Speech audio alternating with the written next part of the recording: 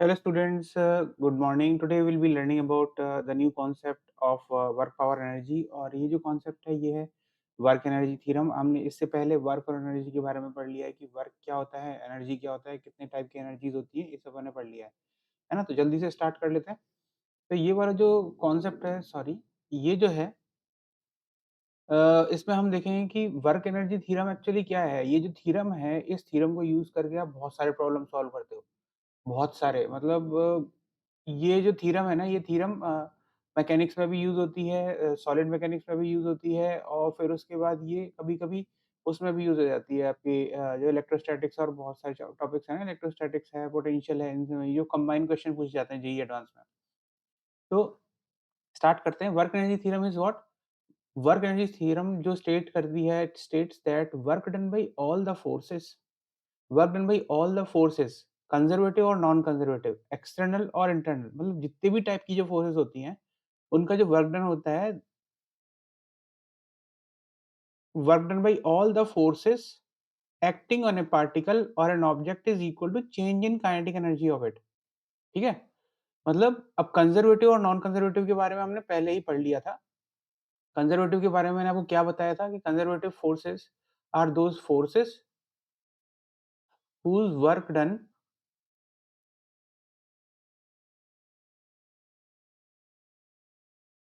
does not depend on the path taken by the object जिस पर ये force लग रही है। और नॉन कंजर्वेटिव फोर्सेस जिसमें forces whose work done depends on the path taken by the object।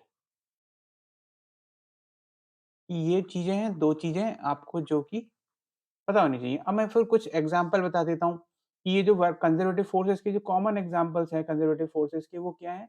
Conservative forces जो हैं वो आपको मिलेंगी, एक तो ग्रेविटेशनल फोर्स जो कि होती है mg, ठीक है। दूसरा स्प्रिंग फोर्स, ये भी एक कंजर्वेटिव फोर्स है। स्प्रिंग फोर्स क्या होती है, kx। और तीसरी जो फोर्स है वो है Coulomb's law. Coulomb's law Coulomb's law जो कि होती है q1 q2 by 4 pi epsilon nought r square, है ना। ये स्पेस कम है तो मैंने लिखवा दिया। आपको पता होना चाहिए ये तीन फोर्सेस ना, ये बहुत इंपॉर्टेंट है। ये फोर्सेस आपको याद रखनी पड़ेंगी जिससे कि आप ये समझ पाओ फ्यूचर में कि है ना कहाँ-कहाँ पर मुझे वर्क एनर्जी थ्योरम कैसे-कैसे अप्लाई करनी है, क्योंकि इन तीनों ये तीनों फोर्सेस जो हैं, ये पोटेंशियल एनर्जी को प्रोवाइड करती हैं। ठीक है? अब ये वर्क एनर्जी थ्योरम को देख लिया अपन ने। Work done by all the forces acting on a particle और an object is equal to change in kinetic energy of it.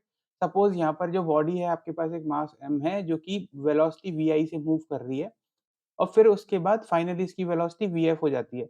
अब पहले तो देखते हैं इसके ऊपर कोई फोर्स लग रही है कि नहीं। अगर मैंने ये प्लेन फ्रिक्शनलेस दे दिया, इसमें फ्रिक्शन नहीं है, तो फ्रिक्शन फ्रिक्शन के बारे में आप न्यूटन्स लॉज़ में पढ़ोगे। अभी फ्रिक्शन नहीं है, तो इसका मतलब कोई भी फोर्स ही नहीं लग रही है इसके ऊपर, है ना?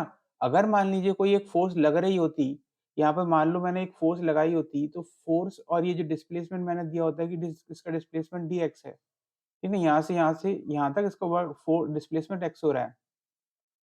तो उसके केस में work done by this force F into x is equal to half kinetic energy final minus kinetic energy initial which is half mvf square minus half mvi square.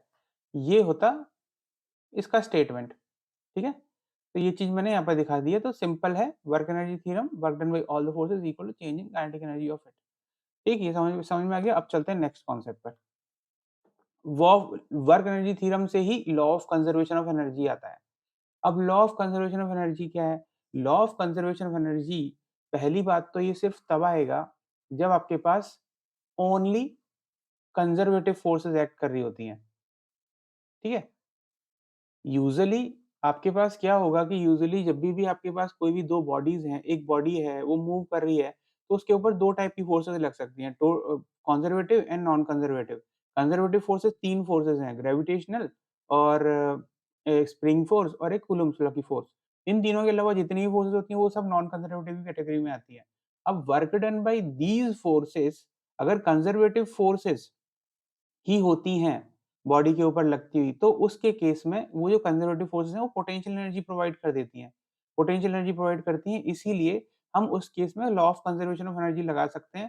So law of conservation of energy is applicable only when there are only conservative forces acting upon the body. ठीक है, ये मैं समझाता हूँ कैसे होता है।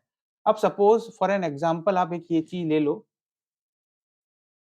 कि आपके पास ना, तो ये बॉडी का सिस्टम है, ये सिस्टम है, ये जो मैंने दिखाया हुआ है, एक मास एम है जो कि इनिशियली एट हाइट h1 पे रखी हुई है।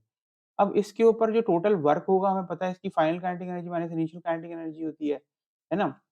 दो ही टाइप की फोर्सेस लग सकती हैं, कंजर्वेटिव एंड नॉन कंजर्वेटिव। मैंने work done by conservative force यहाँ पे इंक्लूड कर दिया है, work done by non conservative force यहाँ इंक्लूड कर दिया है।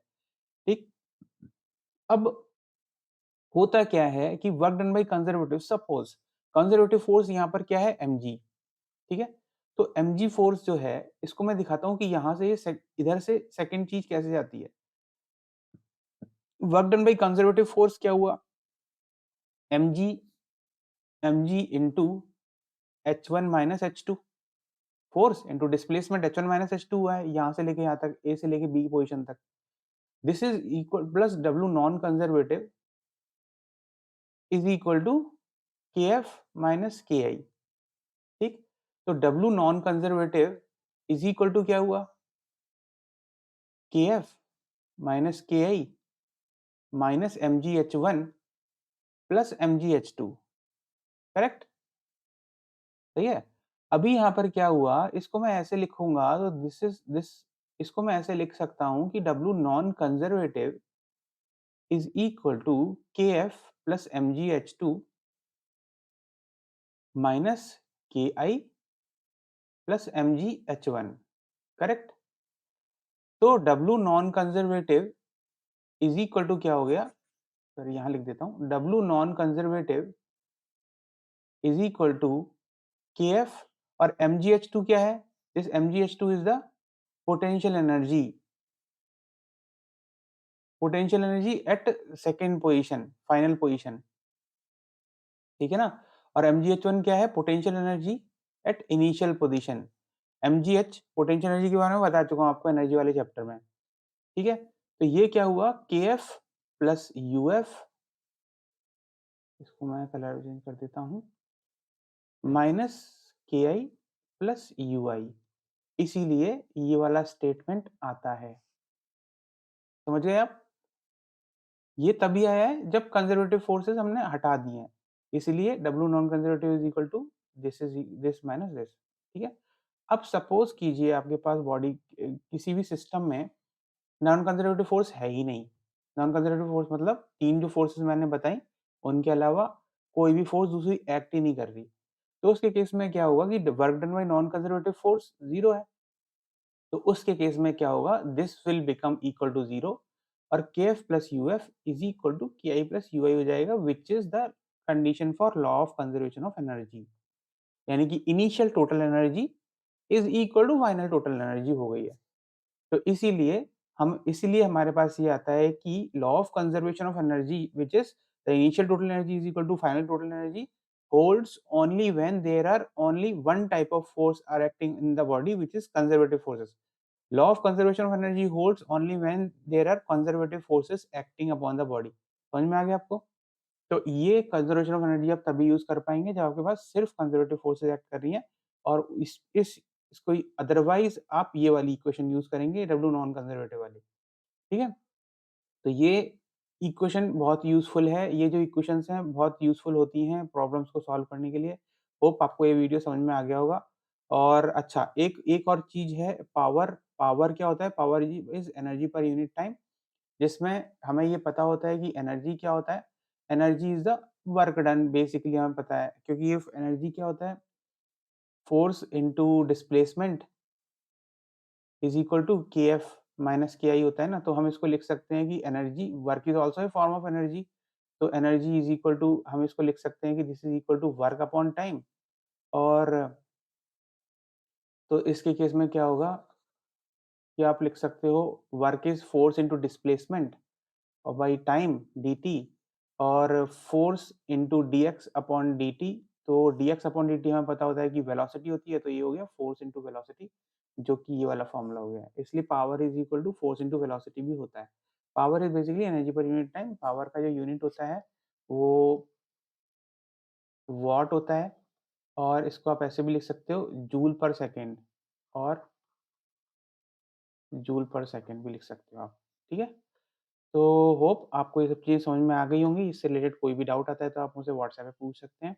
इससे रिलेटेड एक प्रॉब्लम सॉल्व कर लेना जो मैंने सॉल्व किया हुआ है ऐप के अंदर, उसको आप सॉल्व कर लेंगे तो आपको इसका एप्लीकेशन भी समझ में आ जाएगा, वर्क एनर्जी थ्योरम को हम अप्लाई कैसे करते हैं। वैसे इसका एप्लीकेशन बहुत ज़्यादा है यार, वो सर्कुलर मोशन में भी बहुत ज़्यादा बार यूज़ करते हैं। मैं सर्कुलर मोशन के भी वीडियो डालूँगा, तो आप उसमें देखना कि किस तरह से हम वर्क एनर्जी थ्योरम को यूज़ करके उस प्रॉब्लम को सॉल्व करते हैं। All the best, thank you.